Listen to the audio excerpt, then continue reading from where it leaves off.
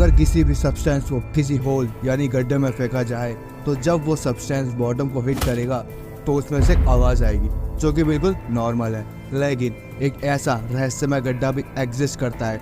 अगर उस होल में कुछ भी सब्सटेंस थ्रो करे तो बॉटम से टकराने की कोई आवाज़ नहीं आती है। ऐसा लगता है जैसे ये होल बॉटमलेस हो, ऐसा लगता है जैसे ये होल का कोई अंत ना हो। तो चलिए शुरू से शुरू करते हैं, लेकिन उससे पहले अगर आपने इस चैनल को सब्सक्राइब नहीं किया है तो अभी सब्सक्राइब कर लीजिए, क्योंकि हम ऐसी अमेजिंग और मिस्टीरियस वीडियो चैनल पर लाते रहेंगे। तो टॉपिक पर वापस आते हैं। 1997 एलिसबर्ग, वॉशिंगटन, जब एक radio podcast show coast to coast AM, ये शो बाकी रेडियो शो की तरह नहीं बल्कि इस रेडियो शो पर पैरानॉर्मल एक्टिविटीज़, मिस्टीरियस और इंटेलिजेंस पर बात होती थी। इसी शो में एक आदमी आया जिसका नाम था मेल्स वॉटर। उसने इस शो में एक होल के बारे में बताया जिसका वो मालिक था। उसने बताया कि 18 से वहाँ के लोग इस गड्ढे में कूड़ा कचरा, पुरानी यूजलेस चीज़ें फेंका करते थे और वो लोग इस गड्ढे को बॉटमलेस मानते थे जो कभी नहीं भरेगा। और अगर कोई इस गड्ढे के अंदर फेस करके चिल्लाता भी था तो वापस कोई भी एको वॉइस नहीं आती थी, जो कि बिल्कुल नॉर्मल नहीं है। फिर जब ये होल चर्चा में आया तो 1993 में मेल्स वॉटर ने प्रॉपर्टी को खरीद लिया और वो होल भी इस प्रॉपर्टी के अंडर में आता था।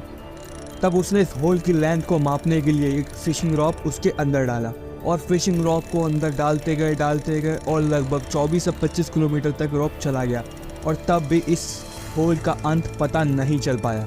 फिर उसने वहाँ के लोकल लोगों से इस गड्ढे के बारे में बात की तो उसमें से एक आदमी ने बताया कि जब उसका डॉग उसी गड्ढे के पास मिस्टीरियस तरीके से मर गया था तो उसने उस डॉग की बॉडी उसी गड्ढे में फेंक दी। लेकिन अगले सुबह वही डॉग उसने उसी गड्ढे के पास जिंदा देखा और फिर वही डॉग उसी गड्ढे में कूद गया। तो मिल्स ने पूछा कि तुम्हें कैसे पता वो तुम्हारा डॉग? तब उसने बताया कि मैंने एक हार्ट शेप का बेल्ट उसकी गर्दन पे बांधा हुआ था और उसकी हाइट और कलर भी सेम था। तब मिल्स के माइंड में एक क्वेश्चन आया, क्या ये गड्ढा मरे हुए जीव को जिंदा कर सकता है? यह सब होने के बाद मेल्स वॉटर उस शो में आए जिसके बारे में मैं आपको वीडियो को स्टार्टिंग में बता चुका हूँ। जब यह पॉडकास्ट हर जगह वायरल हो चुका था तब अगली सुबह 2 आदमी मेल्स की उस होल वाली प्रॉपर्टी पर आए और खुद को गवर्नमेंट एजेंट बता रहे थे। उन्होंने मेल से कहा कि अब ये गवर्नमेंट प्रॉपर्टी है क्योंकि यहाँ होल के पास गवर्नमेंट का प्लेन क्रैश हुआ है, उसी की इंस्पेक्शन के लिए हम यहाँ आए हैं और हम चाहते हैं कि आप किसी दूसरी जगह शिफ्ट हो जाओ क्योंकि हम नहीं चाहते कि पब्लिक डिस्टर्बेंस हो। तो मेल्स ने कहा ये मेरी प्राइवेट प्रॉपर्टी है और मैं यहाँ से कहीं नहीं जाऊँगा। तो फिर उन 2 लोगों ने कहा अगर तुम हमारी बात नहीं मानोगे तो हम तुम पर झूठा केस कर देंगे कि तुम यहाँ पर इलीगल तरीके से ड्रग्स रखते हो। तब मेल को समझ आया कि ये लोग उस गड्ढे के लिए यहाँ आए हैं और मेल्स को ये भी बताता कि यहाँ कोई भी प्लेन क्रैश नहीं हुआ है। अगर ऐसा कुछ भी होता तो उसको प्लेन क्रैश होने की आवाज़ ज़रूर आती। फिर उन 2 लोगों ने मेल से कहा कि हम तुम्हें $2.5 लाख देंगे, अब तुम छोड़ दो और किसी दूसरी कंट्री में शिफ्ट हो जाओ। और उस टाइम मेल्स की फाइनेंशियल कंडीशन ठीक नहीं थी तो उसको ये ऑफ़र एक्सेप्ट करना पड़ा और ऑस्ट्रेलिया चले गए। कुछ साल रहने के बाद मेल्स को अपने घर यानी वही होल वाली प्रॉपर्टी पे जाने का मन किया, तो इसलिए मेल्स वापस अमेरिका आ गए। जब वो बस में थे और लगभग अपनी होल वाली प्रॉपर्टी पर पहुंचने ही वाले थे तभी मेल्स को वीकनेस और बेहोशी फील होने लगी और बेहोश हो गए। जब मेल्स को होश आया तो वो वही पास के हॉस्पिटल में एडमिट थे। तब मेल्स को पता चला कि उनको उस हॉस्पिटल में 12 दिन बीत चुके हैं और उनकी बॉडी पर भी काफ़ी चोट के निशान थे। और जब मेल्स ने डॉक्टर से इन सब चीज़ों के बारे में पूछा तो डॉक्टर ने भी उनको सारी जानकारी नहीं दी कि वो यहाँ कैसे आए। तब मेल्स को ये सब काफ़ी अजीब लगा और मेल्स उस हॉस्पिटल से चले गए और वही होल वाली प्रॉपर्टी उस हॉस्पिटल के लगभग 500 मीटर की दूरी पे थी। तब वो वहाँ पहुँचे और उन्होंने देखा कि अब उनका वो पुराना घर वहाँ नहीं है। और जब मेल्स ने वहाँ के लोकल लोगों से पूछताछ की तो उन्होंने बताया कि अब वो होल वाला एरिया गवर्नमेंट ने सील कर दिया है, अब ये गवर्नमेंट प्रॉपर्टी है। ये सब होने के बाद मेल्स को काफ़ी गुस्सा आया और उसने वही radio show coast to coast AM के होस्ट को फ़ोन किया और सारी बात बता दी। फिर उस रेडियो शो होस्ट और मेल ने लोकल लोगों से और पूछताछ की और उन लोकल लोगों ने बताया कि जब तुम यहाँ से चले गए थे तब से ही यहाँ मिलिट्री व्हीकल्स, जेट और बहुत शोर रहता था।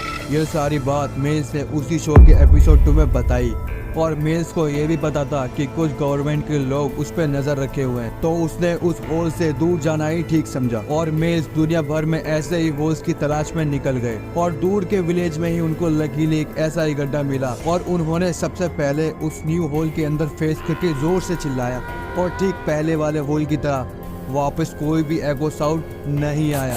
लेकिन इस बार मेज और उस शो के होस्ट ने इस न्यू होल के बारे में किसी को नहीं बताया। फिर इस टाइम मेज और शो के होस्ट इस न्यू होल पर एक्सपेरिमेंट करने के लिए रेडी थे और रिजल्ट्स बहुत अजीब और डरावने थे। फिर फर्स्ट एक्सपेरिमेंट शुरू किया। उस होल में उन्होंने एक जिंदा बकरी को रस्सी से बांधकर अंदर डाला और जब उन्होंने उस बकरी को वापस बाहर निकाला तो वो कुछ ही सेकंड में मर गई। जब मेज ने उसकी जांच की तो उसने पाया कि बकरी अंदर से फ्राई हो चुकी थी और उसकी इंटरनल बॉडी काली हो गई थी, जैसे किसी ने खाना जला दिया हो। लेकिन वो बकरी बाहर से बिल्कुल नॉर्मल थी। आखिर ये कैसे पॉसिबल है? ये मेज के लिए काफी डिस्टर्बिंग था।